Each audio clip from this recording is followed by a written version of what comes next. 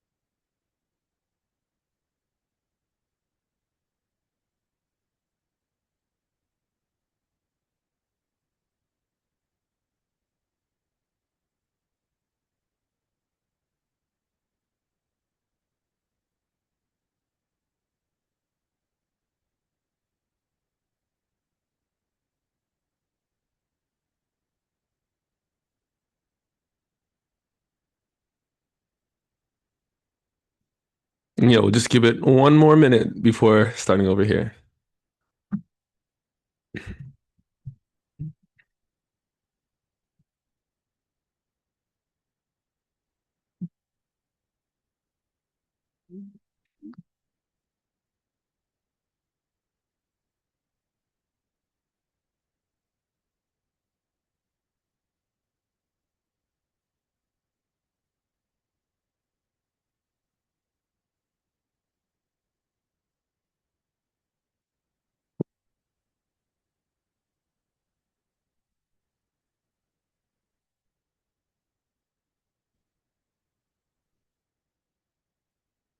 Okay, everyone, we're gonna get started here. Like I said initially, my name is Jefferson Alade, and I am the current curatorial and marketing assistant here at Griffin Art Projects. And I'm excited to share this artist in residence talk with you. Today we have Claudia Goulet-Blay, artist who's been with us the past few months, who's won the Griffin X Emily Carr University Fellowship Award. And today she'll be getting into her practice, the work she's created here, and just a little bit more about the work that she's doing with photography and various other mediums. And I would just like to also just give a thanks to our sponsorship for this programming. We have Acera Insurance, Bravo Art Projects and Services, North Vancouver Recreation and Culture, and the Hammer Foundation, and the Michael and Ina O'Brien Foundation. And before we start too, I'd just like to acknowledge that Griffin Art Project is situated on the traditional and unceded territories of the Tsleil-Waututh and Squamish nations. We're super grateful to work here, play here, live here. It's honestly a real pleasure every day to get to work in this environment and to really remember that these lands, these waters, this air has been stewarded from the indigenous nations from time immemorial. So really take that in as we listen and we just kind of see the privilege that we have. So. And then to note, there is an option for live captioning. If you would like to see captions while we talk and to catch some words, there's a little icon on the bottom corner you'll be able to see, and you can show the subtitles. And then also note that the recording is in progress. This won't affect most of you. It's going to be my face, Claudia, and Claudia. But if you, at the very end, we're going to have a question and answer period. And if you would like, you can either raise your hand and you can say your question out loud, or I can say it out loud for you. And then again, we're gonna try to get this on Facebook, but for the most part, it's gonna be on Zoom. But we might get the Facebook option open in case people have technical difficulties. And then, yeah, just introducing our current artist in resident. Uh, so Claudia Goulet Blaise. Um, and I've had the pleasure of getting to know Claudia Goulet Blaise over the last 2.5 years. We both moved to Vancouver around the same time for our entry into the master's program at Emily Carr, her to the MFA program, and me to the Master of Design program. And I still remember that fateful, slightly awkward, slightly nervous orientation day. And with so many new faces and places, in the sea of all that energy, Claudia and I found each other, and our friendship has blossomed in a myriad of ways. From coworkers to collaborators, from proofreaders to coffee shop connoisseurs, I've never failed to be impressed by Claudia's attention to detail and her drive towards excellence. Claudia's autobiographical image-based practice explores how family dynamics and relationships shape our sense of self. Her installations include photo, video, and sculpture, and each medium engaging different dimensions of kinship and revealing the nuance and tension inherent. The deliberate slowness of her practice, often involving those close to her, and her use of analog photography and ceramics create a space for reflection with care at each stage. And I think one story that really highlights this level of care she has with her work and what came around the time we were both graduating Emily Carr and we had our Emily Carr grad show. And this moment was like the culmination of our creative research over the 2 years. And I remember we were both like running around the school, making sure everything was right. And I bumped into her into the printing center, and she was just like sharing me photos she just like printed. And I thought, wow, gorgeous. The scale, the meaning, the colors, parfait, everything was like so. But then when I looked at her, she wasn't as impressed as I was. And off to the side of the image, she noticed a little printing error. And after a couple more times printing and getting the people to clean the printer, it was finally the way that she wanted to be. Right. And this isn't to say that Claudia isn't a fan or takes a suggestion of serendipity. As you'll see in her presentation, that's very much a part of her practice. But I've always admired her commitment to excellence and for her to have a vision, know what she wants, and do everything in her ability to execute it to the highest degree. So, alors, without further ado, let us all give a warm Griffin welcome to our current artist in resident, Claudia Goulet Blaise. Hi everyone, and yeah, thank you Jefferson for the introduction and yeah, reminder of those stories. Really fun to think back on. And yeah, thank you everyone for taking the time on your Sunday to be here with us. I'll start sharing my screen. All good on your end, Jefferson, for the Yep, screen? we can see it. Okay, lovely. Um, so yeah, I'm really grateful to spend the last couple of months here at the Griffin Arts Project as the artist in residence. And sorry, give me one sec. This- yeah, and I'm excited to share my work with you today. I'll be sharing a project in particular that I've been working on for the past 2.5 years. I'll walk you through my process, some of the research that shaped it, and I'll also show you a glimpse of the still very much in progress work that I've been making during this residency, which I haven't shown before. The project I'll be talking about today is a project that I made in collaboration with my mother. And that began a few weeks before I moved from Quebec to Vancouver. And I moved in July of 2023. Like Jefferson mentioned, it was to start my MFA at Emily Carr University of Art and Design. And I decided to work with her because I was moving quite far away. And I wanted to find a way to bridge that distance and stay connected. And from the beginning, I knew I wanted to work with photography. And I was thinking a lot about aging and how roles within family shift over time. I had previously witnessed my mother when she was a caregiver for her own mother many years ago, and for quite a few years. And even though my relationship with my mother is quite different, she's very healthy and well, and it's not our situation. at the moment, it does make you think of the future, and it makes you think about these roles we inherit in life and that we take on in family structures, and also who specifically takes these roles on. As the project grew, it did expand through material exploration and also through my various research with historical and archival images, which I'll share a bit later in my presentation. But the project evolved beyond representation and even beyond the image itself. As you might notice from this image and the previous one, the embrace quickly became a recurring symbol very early on in the project. I was drawn to it as a way of thinking about the emotions and the tensions we carry, whether that's mental or physical, and also the weight we take on from others. In this particular image, the embrace feels tense, strong, and even entangled. Because I wanted to present care as, yes, something that is very beautiful and comes from a place of love, but as we all know, care is also something that is very complex and layered. And for me, this image, there's a sense of wanting to hold on, and as well as navigating these roles within distance and closeness. And with the project itself, we were also navigating this new dynamic of collaboration where I'm not only a daughter, but I'm also the artist. So this new role was also really interesting to think about in terms of power dynamics and that shift. Throughout the project, my mother and I perform for the camera.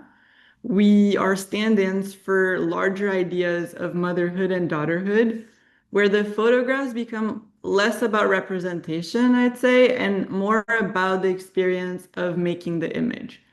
So care is produced through the process itself of image making. Um, and it is one of the reasons why I turned to analog photography. It offers this slowness in the process that allows like reflection, conversation, as well as connection. And over time, the project grew into what I think of as a large cloud of interconnected ideas. And it began with with a few main themes, and it evolved more and more as ideas came into the project. So daughterhood, motherhood, gestures, photography, and care were these like starting ideas. And then I just kept adding to it as the project progressed. And what I found was interesting was that a lot of the new ideas and themes were defined by the sense of duality often. My work is autobiographical in the sense that it comes from a personal experience, and I do work with people that are close to me in my life, but also they aren't direct depictions of those relationships. Instead, like I said, they're more about the experience and my attempt to build a visual language around these various ideas that continue to develop.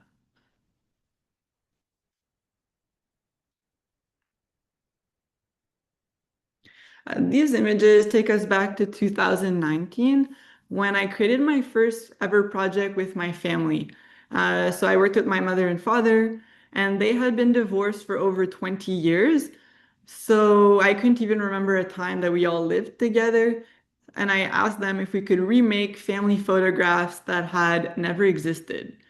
And the project really reflects my idealized vision of what family unity is.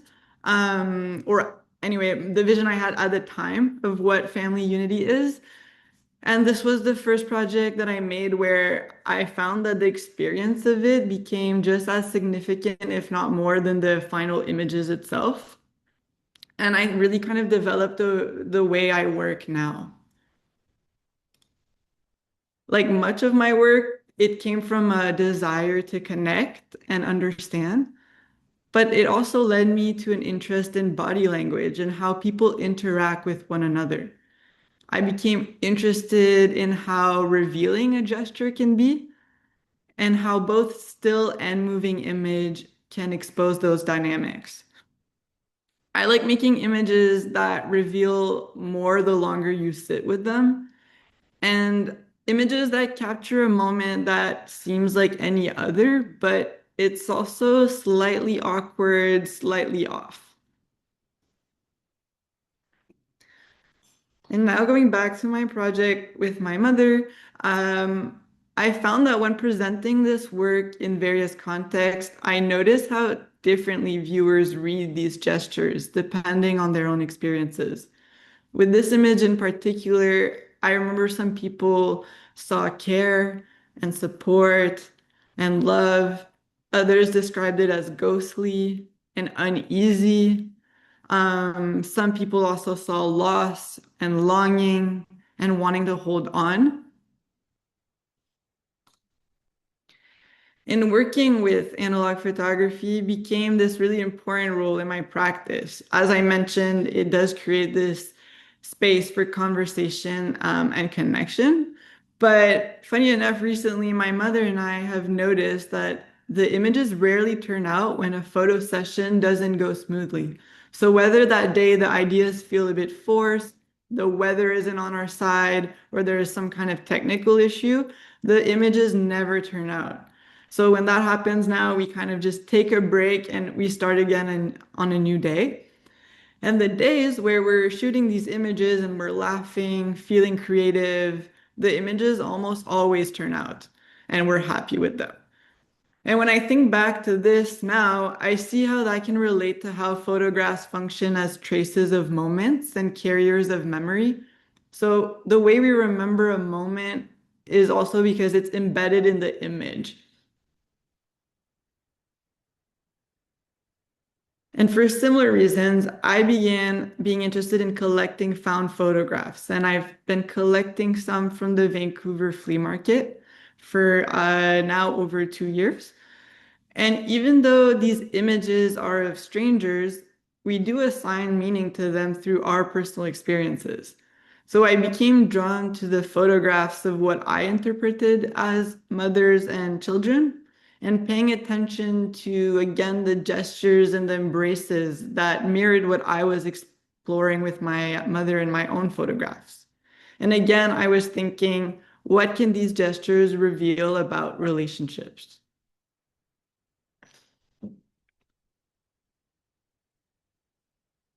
When I first began to work with the ceramic photo transfer piece that I'm still working on currently, there was just about 50 small sized ones that were presented on this shelf in the image. So you can't see the pieces yet. I'll show you in a moment. But I started doing photo transfers on ceramic pieces that I handmade.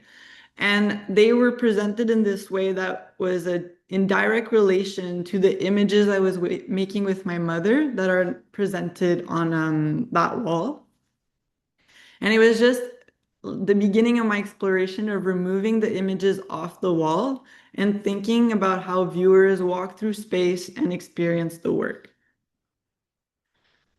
So at the time, my photos were just a little bit off the wall. I had printed them on a delicate Maza paper, and they were suspended by these wooden holders I made. I'm really interested in being like hand making every part of my work and my installations. It feels really fitting since um, my body and hands are involved in when they're involved in the actual work, since it deals so much with body language and gesture from the very start.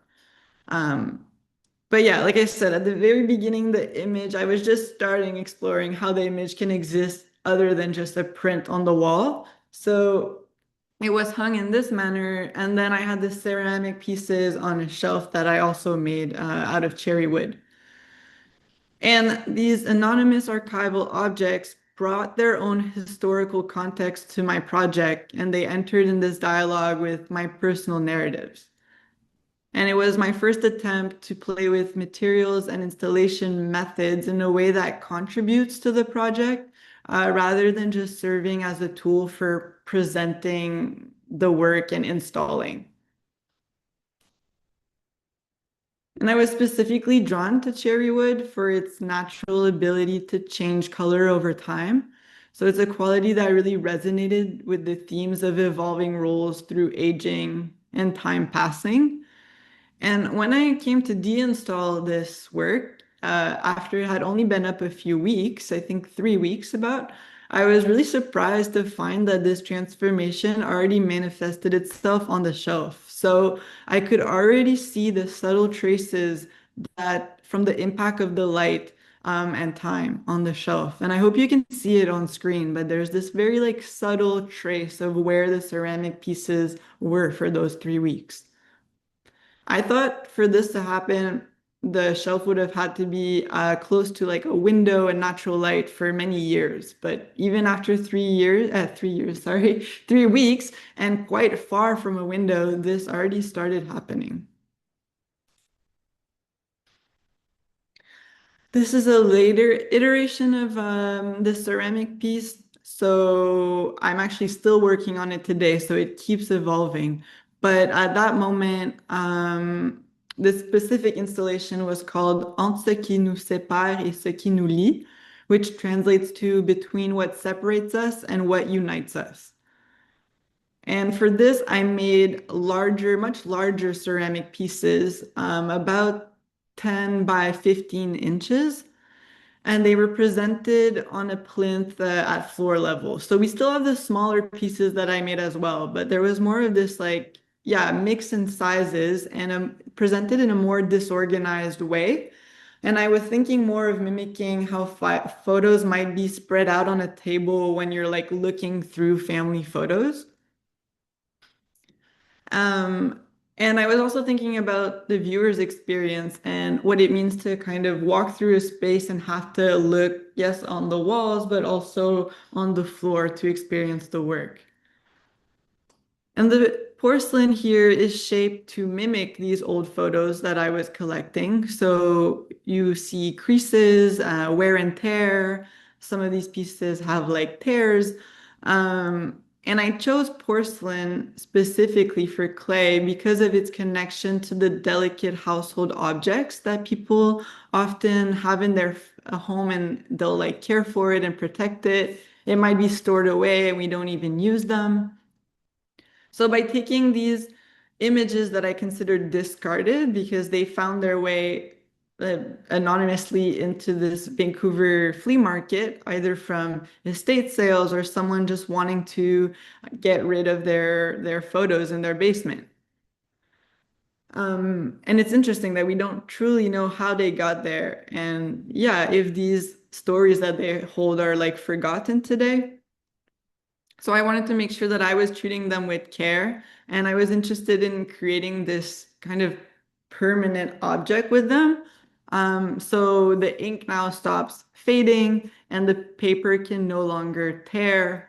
But at the same time, if I were to drop an object, it would break and the image would be lost as well.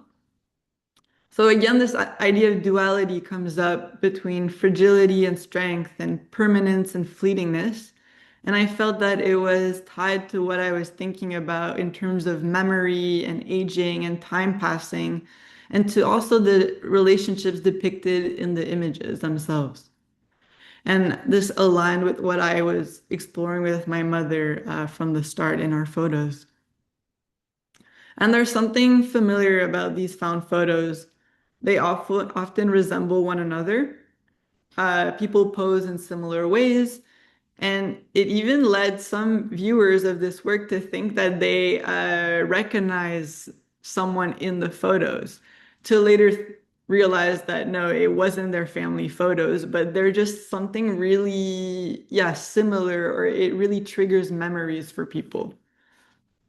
And this interaction really reinforced the idea of the attachment we hold to such photo objects.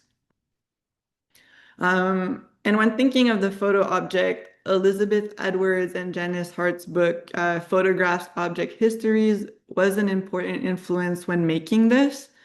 Because I was thinking of photography not only as an image, but also as an object through this photo transfer on ceramics. And they explain how materiality has often been overlooked in photography history, but to argue that it's deeply embedded in the photograph's characteristics. And they write, and I quote, acknowledging the material makes the act of viewing more complex and more difficult, as the act of viewing cannot any longer be processed in the same way. And this idea resonated with me in my exploration because from a distance, the porcelain pieces convey that illusion of paper. And it leads the viewer to come closer and acknowledge the material aspect of the work. And because of that, there's more time spent with the work and looking at the material and the three-dimensionality of it. And then the viewing experience of the image cannot be processed the same way.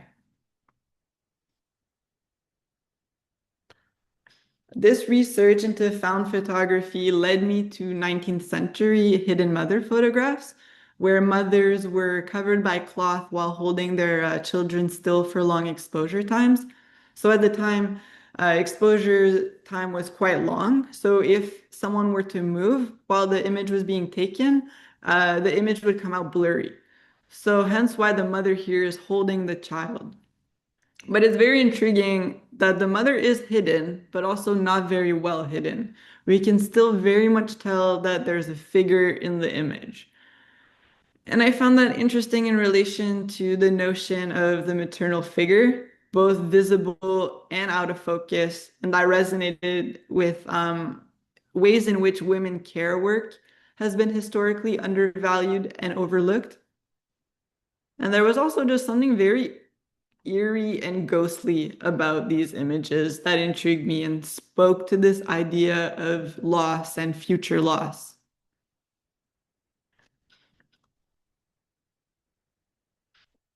So actually, during my time at the Griffin, I started actively searching for these types of images to add to my collection because so far I had only found these images online through my research. And I wanted to see if I could find some myself. And I did find, I believe I found some. So in the photographs you see on screen, you can see the marks I made around a section of the photograph. And I'm showing how these two in particular is very interesting, but there's something that has been scratched out of the image, whether with a pencil or with scratches, but it seems to be obscuring something, potentially an arm, which could be evidence of a figure that is being hidden. And I did find quite a few. Here are two more examples. And again, you don't actually know if someone is hidden, but there very well could be. There's this kind of strange fabric happening in the back, and you could really imagine a figure being there. And these are really rare to find, so I was really surprised that I fell on these. I had asked at the flea market about these images and was like, do you know if you have any of these? And they responded to me that I would probably not find any because they sell for a lot of money online. So that was, yeah, quite strange. And I was, yeah, really intrigued when I found these. And during that search, I also came across other images where there's hidden figures. So again, not your traditional hidden mother figure, but people that were hidden in a less intentional way. And again, because of their awkwardness and like playfulness in the image, I was really interested in these as well. So this is kind of how my collecting of images happens, and my interest in these images shift, and my ceramic piece just keeps evolving with these shifts happening. And drawing inspiration from the Hidden Mother, I created a series called Hidden Daughter. It explores the undervalued nature of caregiving and also references the reversals of roles and that idea of loss. The fabric here hides or obscures the body or part of it. emphasizing the embrace and raising questions about who is providing care. I'm interested in the way that care moves between people, so it shifts with time. And aging also plays a large role in how, yeah, that changes. Here's another image from that series. And in terms of photography methods, I was also drawn to how covering the body like that with fabric was another way of creating a cropping to focus the viewer's attention on the gesture. Similarly to how I was already cropping those found photos to focus on the gesture with the ceramic pieces. Here's an installation image of a few photos of that series. And you'll see that the porcelain reappears here, but in the form of chain links. So once again, I'm experimenting with how photography can exist off the wall. So three-dimensionally in a space, and how it allows for the project to exist at the intersection of sculpture and photography. And the links here act as both a physical and metaphorical support, as well as a symbol for connection and holding on. And in the same installation, this other chain link also appears, and it's suspending the image. And when tension is created with this chain link, it creates a motif that almost looks like a DNA chain, which is interesting thinking about these intergenerational relationships. And you'll see that this chain link motif will reappear in my newer works as well, but again, the form slightly changing.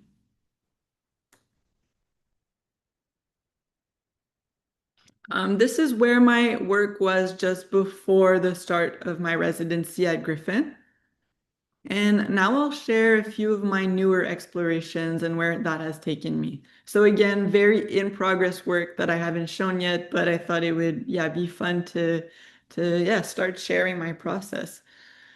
I'm still thinking about the same core themes here, but this time the figures are intentionally more ambiguous in their identities and roles.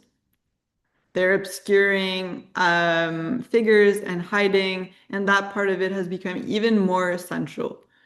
And instead of working just in the studio or in a home studio setting, I'm also bringing the camera outdoors, and I'm playing with natural light and artificial light together.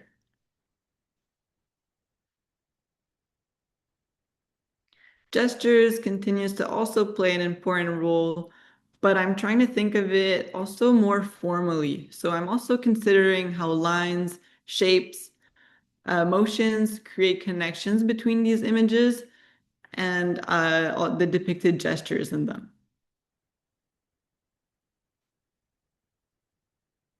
Performance is also still essential to the project. So my mother and I are always performing for the camera.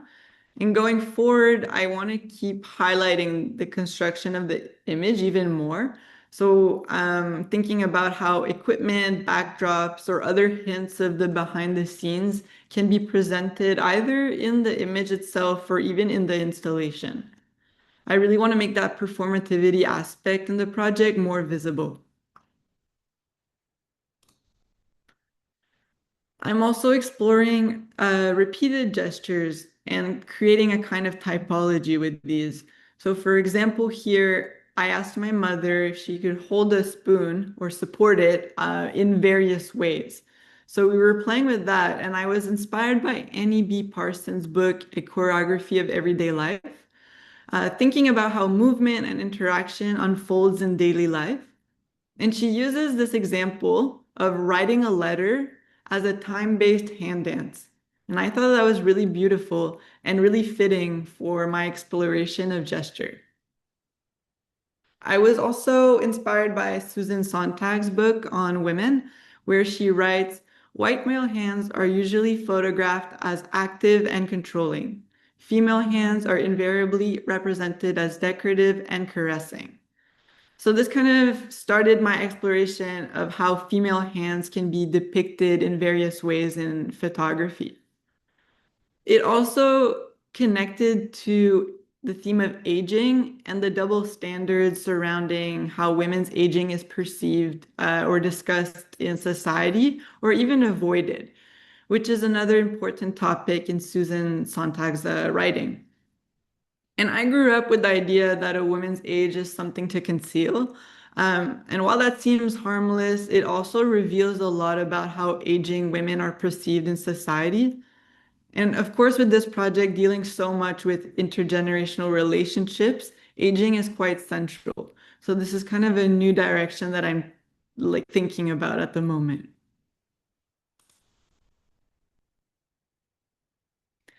The double exposure has also been present since very early on in the project. And it first appeared with this image. So this is an older image. And it appeared accidentally. So for most of my images, I'm behind the camera as well as in front of the camera at times. So during kind of shifting between those two spaces, I created this accidentally. So I use analog photography, and this double exposure happened in camera, where basically I exposed the film twice on the same frame. And I only realized this once the film was developed. And initially, I dismissed this as an error, and I was thinking I wouldn't use this image. And it's challenging when those things happen because my mother and I live far away from each other, so I can't just remake these images easily with her. Um, so yeah, I realized once I was back in Vancouver and I developed this image. And then I decided to revisit this image later. I had multiple conversations with people about this, and with time I realized how much it actually aligned with the themes I was exploring. There's this idea of duality in it with the two images, conflicting emotions that come along with care, and also this idea of two people merging together and becoming one. And again, this ghostly presence pointing to future loss. So you'll see the double exposure is quite recurring in my work at this point, but these are some of the newest images where I'm still working with the double exposure, of course, intentionally this time, and I'm using the technique to explore movement more and the gesture. So I'm thinking about covering, about uncovering, and the merging of two bodies. And again, I was inspired by Annie B. Parsons' book, The Choreography of Everyday Life, thinking about not necessarily dance in the movement, but in the language that comes along with dance. And here is some of her writing that I felt connected to my exploration with my mother. Beside implies a proximity sense of pairing, dualities of trust and care. We are always negotiating these issues of distance and nearness, intimacy in the power of two. So yeah, that just felt really fitting with what I was thinking about at the moment.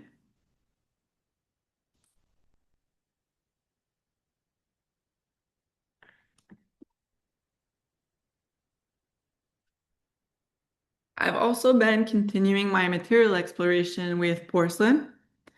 I'm creating this net currently made of porcelain chain links. So the same chain links we saw in the earlier work, but I'm working with an additional size of them, and they're made through slip casting.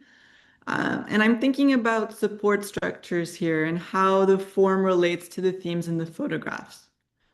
And I'm still interested, yeah, in that same chain link symbol, but seeing just what slight variations in size and patterns and assembling them together can create. And I think there's kind of this endless possibility here. So I'm still very much interested in this motif. Um, yeah, when working with this motif of the chain, I'm also considering how the chain often depicts control and violence.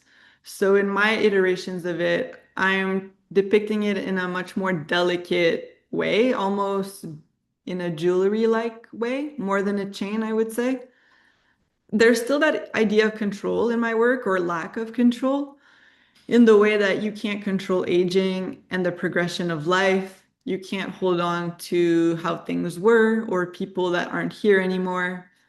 but I also wanted the chain to speak to connection, entanglement, the embrace, and even the body. When I think about sculpture, I'm always thinking about how it will coexist with images and how they'll inform one another. And the net actually just came out of the kiln this week, so I plan on testing it out for Open Studio that I will have here at Griffin Arts Project on December 14th. So you're welcome to come here in person and see, yeah, this piece. It's still very much in progress, like I said, as I'm planning on making it much larger.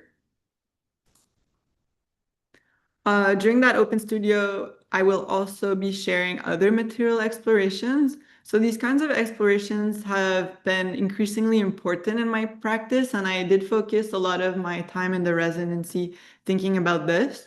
And I'm interested in choosing materials right now that connect with the themes in my work and how, like similarly to how the porcelain embodied fragility and strength, as well as permanence and fleetingness. But now I've been experimenting with paper and natural light, and specifically techniques that speak to obscuring and revealing through material forms. And I'm interested how those obstacles might shape the viewing experience.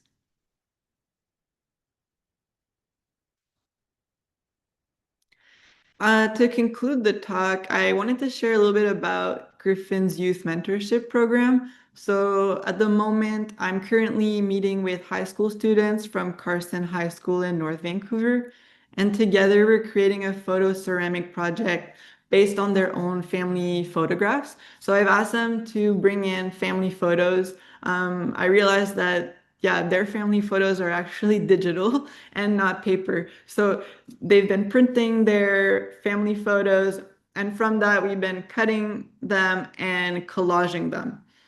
And those collages will be transferred onto ceramic pieces that they're also hand making.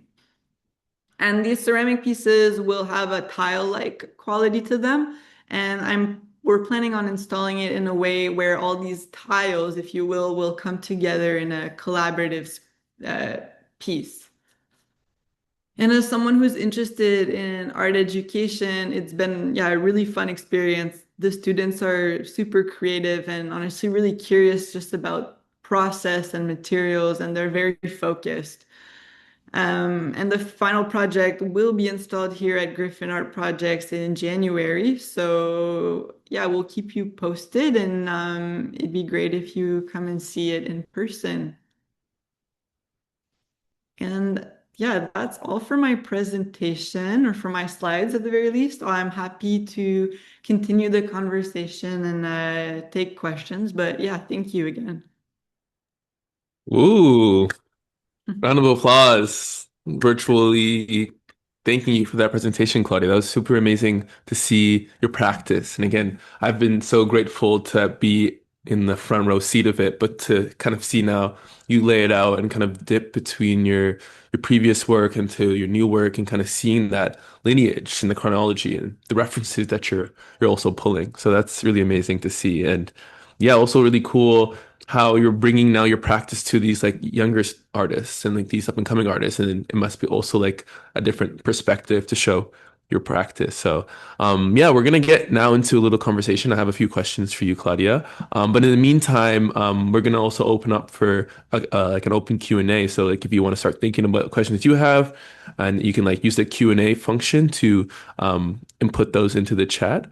Um, but yeah, I guess first off, Claudia, I kind of wanted to get into maybe just starting off from thinking about your experience at Griffin. And I'm interested in how the Griffin residency environment has like shaped your practice, right? So you're just coming off an MFA, like at Emily Carr, 2 years in one studio space. And I'm interested maybe like physically has a studio has that kind of inspired things, the environment in North Vancouver, or just like the time constraints of this only being a few months? Like, how have you found that? Yeah, absolutely. I mean, it's been so nice to have like this coming right out of my MFA, because I think an MFA is obviously really structured and you have deadlines and you're producing really quickly. And this allows me to, well, kind of find my own pace as well with making, but it still keeps you accountable and it brings that like structure that you're trying to build for yourself when you're, well, basically this is like new, right? It's I'm embarking my new career as an artist. So yeah, it's nice to have that and also, Lisa and yourself and just these conversations that a residency offers. Um, Even we've already had one open studio event for Hmm. the North Van Art Crawl, and a lot of people came by, and just those conversations are like really helpful, and inspiring.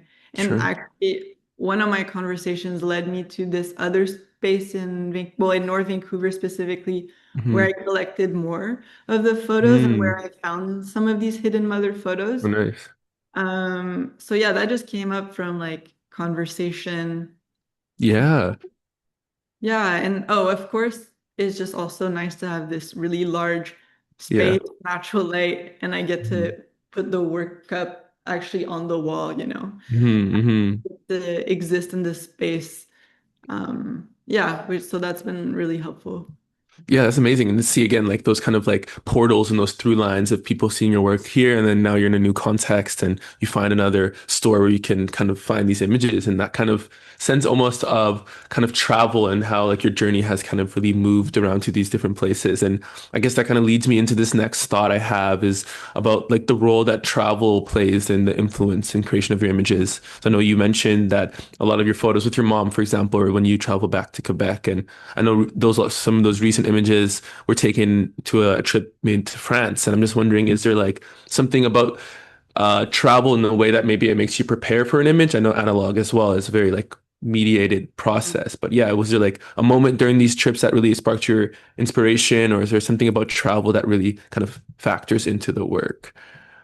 Yeah, yeah. I think with time, I realized that, yeah, I like to bring my camera with me where I go. It's like a really large, medium format analog camera. So now I Mhm. finally have the right like Big, setup and bag for it yeah. and tripod. And now it's becoming like easier to bring it places. And I Mhm. found it important because, yeah, obviously my work is a lot about personal experience. So you Mhm. never really know when you'll feel inspired and when you'll want to, yeah, make these images. Sure. And sometimes I have it and I don't make new images, and sometimes Hmm. inspiration just, yeah, comes in other forms. Hmm. I think, yeah, with specifically, yeah, you mentioned Quebec and France. Obviously, Quebec has importance in my work. It's where I grew up, so it's Hmm. still home in a way, and my mother's there. Hmm. So that has a really special place in the work. Hmm. Um, and then France came up because after the MFA, I haven't traveled before with my mom very much. But Hmm. she helped me with this project for 2 years, and I think it's also very generous of her to collaborate on this. And I thought it'd be really nice to kind of have this trip together to close this project, though we didn't Hmm. actually close it because Hmm. we're still very much interested in continuing it. Hmm. Um, but yeah, it brought us to France to go see the photo festival in Arles. Hmm. And it was just really nice to have that moment and share like contemporary photography with my mother and kind of introduce her to my world a little bit more. Hmm. And again, we just found the experience kind of inspiring, and we decided to make photographs in France, and specifically the two photos of the orange cloth. Hmm. That was taken in France in Arles, so right at the time of the fest. Hmm. So yeah. Super cool. And yeah, maybe threading in a question from our webinar, Monique. I don't know if you want to say this question, Monique, but you're asking, she was really curious, or they're really curious about the image, the one with the orange burqa. And I don't know if you have any more details on that image, or Monique, if you want, if you raise your hand, I can also unmute you if you want to give more context. Okay, one second. Mm, okay, go ahead. Uh, yeah, hi Claudia. I was just particularly curious about that. Yeah, it felt like it was in Europe. I wasn't sure it was in Al, but the narrowness of the street and then the orange cloth does suggest the covering of the women like a burqa, and I wonder if that was intentional, probably, but yeah. Uh, yeah, thank you, Monique, for your question. I mean, I'm not specifically thinking of like religion in my photographs, but I'm like very aware that covering and the fabric will have very different meaning for people Mhm. from different contexts. And yeah, I've spoken to a lot of people and kind of seen yeah, how they interpret this cloth. So I think for me, there's this idea of hiding and obscuring, but also linked to death in some way and loss. Mm. And so this idea of like, yeah, Birka has also come up. And I think in terms of conversation about women and how they're perceived in society and their roles, I think it's also quite fitting. So I'm like happy to welcome those interpretations as well. But I wouldn't say that that's like what I'm thinking about when making the image. Okay, thank you.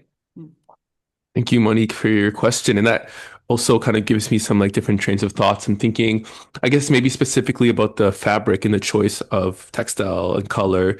What's like that relationship with, I guess, because the fabric is used in those hidden mother images, but like, I guess color wise, or even just the choice of fabric, how do you go about thinking about those while you're making the photo? Yeah, funny enough, I think that in my work, I'm someone, well, even in my life, I Hmm. deal with this idea of like control a lot, and I think photography allows for that control to happen. So I like to pick every element, and the experience that happened with the double exposure, which was an accident, really brought up this kind of, yeah, releasing of that control and just letting things happen as well. And I think that my fabric choice, there is thought put into it, but it's Hmm. also very formal. So I'm thinking of color and shape and how it'll Hmm. interact with one another. The specific fabric I picked for the first images I showed that I made with my mother covered in cloth, the Hmm. cloth was blue and there was also flowers. That Hmm. one, I went to the store. Yeah, every time I forgot to say this, but I'm picking the fabric with my mom. Oh, nice. So that time we went together to the store and she was reminded of her childhood with the flower patterns and the dresses her mom would make her. Mm. So just kind of that conversation again just sparked, yeah, like an idea, and that's how we picked that fabric. And for the fabric that I brought to France, we brought a lot more than just that orange one. But I Hmm. picked some here in Vancouver, and I was sending her colors, and I was like, "Can you pick colors that go nicely with these ones?" And Hmm. yeah, it kind of just happens naturally like that. Sure. Yeah, I'm trying to not like also overthink my Hmm. choices here. Definitely. Yeah, because I feel like in some ways too, when it comes to like selections, there is a level of intuition that is welcomed and that can really, maybe you don't know consciously like what it's leading to, but there's something that catches you and you kind of follow those patterns, right? So Yeah. it's super interesting. And I guess kind of that leads me to another thought around because you're talking about control and I guess this idea of letting go of control. And I would imagine having your mother as a collaborator is like in this different space of control and like working with someone. So I guess maybe in terms of that relationship and that kind of collaboration, how have you found that experience of working with your mom and like letting go of control and like maybe she has some sort of creative input or whatnot? And yeah, I guess we're all kind of curious about that. Yeah, it's been it is definitely like evolved in the 2 years Mhm. and a half of working together. I really wanted to make sure that it was collaborative. So I think at first I even Mhm. wanted to approach it as co-artists.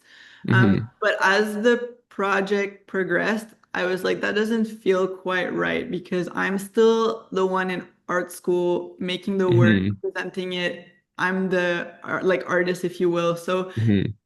yeah, it didn't seem fair to say that we were co-artists, but more things. So I see it more as a collaboration where she obviously has a very Sure. important role in it, Mhm. but that dynamic is there, right? So Mhm. uh, yeah, I think it's interesting. It's very a nice. It's a I'm not saying a nice shift, but it's a shift anyway from Mhm. the dynamic that you have in a family, and then now the dynamic is like changing for a moment.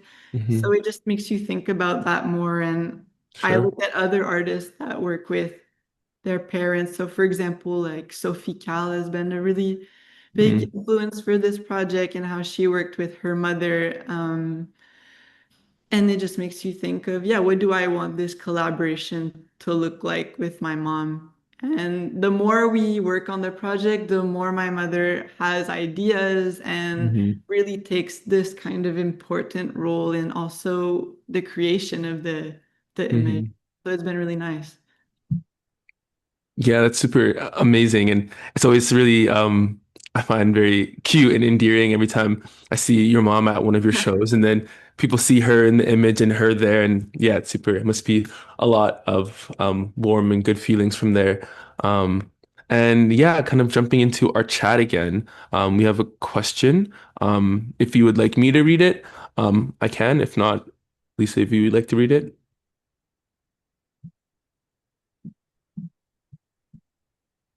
Okay, cool. I'm gonna give you talking privileges. Or maybe you should be able to already.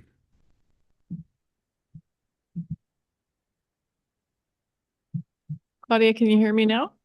Yeah, yeah. Great. Okay. I just had a question. As I was looking at this, it just occurred to me about this relationship to the ghost and the way that Victorian culture, that whole, they had a kind of obsession with the afterlife, which they expressed at the same time as photography was unfolding and there were new technologies. So there was the capacity for double exposure, and there was like their version of AI where they could insert anything into a trajectory, into a narrative. But they also were thinking about, they had death photography, Victorian death photography. And some of the photography that you're doing reminds me of that. And I wondered about your relationship to nostalgia and loss as well. Yeah, well, thank you for your question. A few things comes up. I feel like, well, yeah, one thing that I was intrigued about with these hidden mother photographs was that, yeah, they were meant to, the mother would hold the child to kind of reduce that blurring happening in the image. But I heard as well that a reason that the mother is still visible in the image might be because it's proof that the child was alive and well. Um, because yeah, in that time you're talking about like death photography, there was also images of children. There was a lot of death at that time for babies. So a lot of babies would be photographed even though they weren't alive. So I think that it has a very sad history, but also a very intriguing presence in these photos, a relationship to life and death, very different to how we kind of deal with life and death today. So it felt fitting because I was already thinking of these ideas of loss and future loss. So I think making the work, my mother and I, well, we've lost people in our lives. So it's kind of this shared loss. And that does inform how we're making this project and thinking about it. I think it's not for no reason that I'm already thinking about these, questions of aging and what the future might look like. It's really from experiences that just make it really front of mind. So, yeah, I think loss just is something that informs the work. And yeah, does that answer your question?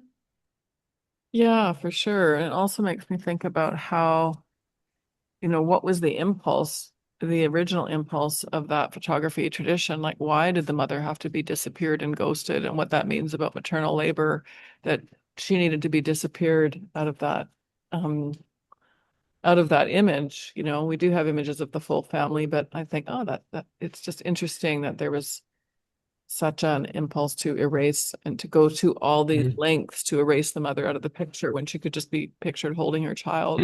That's Yeah. fascinating too. Yeah, it's very intriguing. Yeah, I'm still really interested in kind of yeah, I think it was just an idea that like sparked these images, and now I don't feel like I'm done with these historical photos. I think there's a lot more to get from them because there's also so many variations, right? Like just the examples I showed, it's not the mother isn't always covered in the same way. So yeah, Mhm. thank Yeah, you. thank you for that question, Lisa. And yeah, it was really interesting. Like you're talking about this level of physical cropping and using the fabric, and kind of now in your own artistic practice, kind of reimagining and reinterpreting that kind of gesture. And yeah, that really interesting insight of like that choice to cover and conceal someone, and what does that mean for like, yeah, acts of labor and the way we value things. So yeah, please keep putting in your questions in the chat. And I guess another one I have for myself, and I guess maybe I want to start this off with a quote, one of my favorite quotes. It's from Mexican conceptual artist Ulises Carrion. And he's an artist who's like largely defined the space and movement around artist books. And he says famously, artists work for the future. So I'm curious, what excites you most about this work? Whether it's like a method, a material, upcoming project, like what, yeah, how do you see this work? And what excites you the most about it? Hmm. Thank you. Good question. I think that I think a lot because I thought that after the MFA I might be kind of closing this project and starting a new one. And I feel like yeah, I have a lot more to say about this topic and I'm just still really interested in it and I think I could continue it for a very long time. Um, yeah, since my work just follows kind of my life at Mm-hmm. some way. I think ceramics in particular is a newer kind of addition where my background is more in photography. So ceramics is kind of, I wouldn't just say like self-taught. I've had people teach me how to slip cast, but I haven't done like an undergraduate degree in ceramics. Mm-hmm. So a lot of it is just like something I've learned really recently, and I keep learning a lot. So that's kind of interesting because I feel like so many possibilities of where this might Mm-hmm. go. Right now, I'm working with this like ceramics in relation to photo. Um, but yeah, maybe the more that I am familiar with ceramics and those explorations, like who knows where, yeah, that'll take me later. Yeah, and it's really amazing, yeah, to see that kind of evolution and the progression and the different ways the ideas can take shape. And yeah, incorporating these new materials, it kind of multiplies the possibilities. Yeah. And I guess like maybe on the flip of my initial question, is there something that scares you about this work? Whether it is this aspect of using new materials and kind of into these new forays. Yeah, I think exactly that. It's anyway, for that part, it's strange like working with ceramics, which since I don't have like a deep background in it. Um, Hmm. so it feels very new and uncertain. Hmm. Yeah, I'm more familiar with like the contemporary art world surrounding photography, but at the same time, like that's super exciting because it's like a whole new world to kind of discover. Hmm. So yeah, I would say a mix of both. And then what's scary, I feel like, yeah, my work is about personal experiences. So it's sometimes it feels very vulnerable, and I'm still really learning about what is it exactly I want to share, keep for myself, Hmm. what is important for the viewer here. Hmm. So kind of like that negotiation is just constantly happening with Hmm. myself Yeah. and my practice. Yeah. Okay. Yeah, amazing. And we'll keep I have one more question myself, but if anyone else has another question, we'll love to incorporate that before we kind of close off here. It's been a really lovely, Claudia, hearing you talk about your practice and these different aspects of it. And I guess maybe like kind of the final thing, kind of like even towards that direction of what you ended on, because I know there's some educators in the chat as well. But can you maybe talk a little bit about your teaching experience? I know you're working with the high schoolers in Carson High, I believe you said, and I know you're also teaching a little bit at Emily Carr. And I guess just maybe how has like teaching informed your practice, and how have you maybe seen just like in general, just how that experience has been of now being on the other side of the equation? Yeah, it's something that I really enjoy, and I feel like it just obviously informs my practice as well because you're doing both at the same time. Mhm. And I'm still working a lot with photography, yeah, as an educator. I think more recently, I think I realized this last class that I was teaching at Emily Carr, like last week, was I was it was critiques and I was giving them feedback about there are people working with personal experience and telling them that you don't need to share everything. You can just share what you're comfortable with. And Mhm. um, like kind of asking the class, like, yeah, what feels important for us to know about this to really get the project?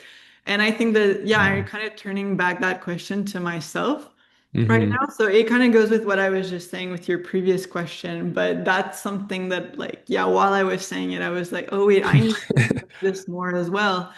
So Yeah. it's interesting to have that perspective, and then again, lots of conversations with people, and they're young and they're super interested in learning, so they have a lot to share themselves. Mhm. And with the high school, specifically with the program with Griffin, they came to visit my studio, and the age group is around 17 years old. And it was, yeah, just so nice to see, like at that age, what they have to say about the photos. They're just, most of them weren't very shy, and they just made these associations, and some of them hadn't really like thought about before. So they just Mhm. bring this different perspective uh, Mhm. that I really enjoy. Yeah.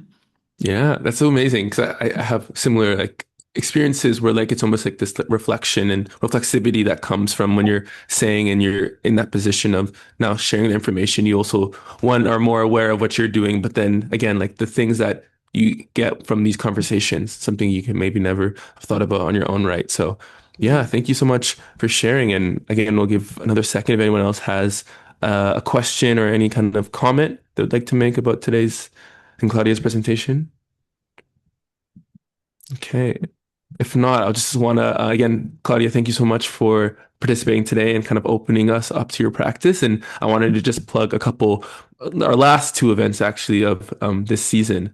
So we have next Sunday, we have our final conversation in Collecting International, and we have Candice Hopkins, who is with the Forge project, and she'll talk a lot more about her practice around Indigenous sovereignty and around her curatorial practice as well. And that one's going to be on Zoom on Sunday, December 7th. And then next Sunday, the one after Sunday, December 14th, which is also our last day at the Griffin. So please come stop by, check out the exhibition if you haven't already. But Claudia will also be giving an open studios just upstairs in her studio. So if you want to see more in person of the things she's working on, chat with her and really, yeah, get to know more of her practice, I would encourage you to show up. It's going to be on from 12 to 5 p.m. And that's upstairs in the Griffin Art Project residency space. But yeah, thank you so much, everyone. Claudia, again, thank you for participating today. Thank you for showing up, everyone, and listening and providing great questions and attention. And if you would like to stay updated, you can scan that QR code, and that will take you to our newsletter. And we always do our monthly updates and kind of when we have upcoming events. So again, thank you so much for coming today. Was your host, Jefferson Alade, and I'm super grateful for this talk today, Claudia. Yeah, and thank you, Jefferson, for all your questions and Definitely. preparation. Very helpful. And thank you again, everyone, for joining us on your Sunday. Sweet. All right, everyone. Have a good one.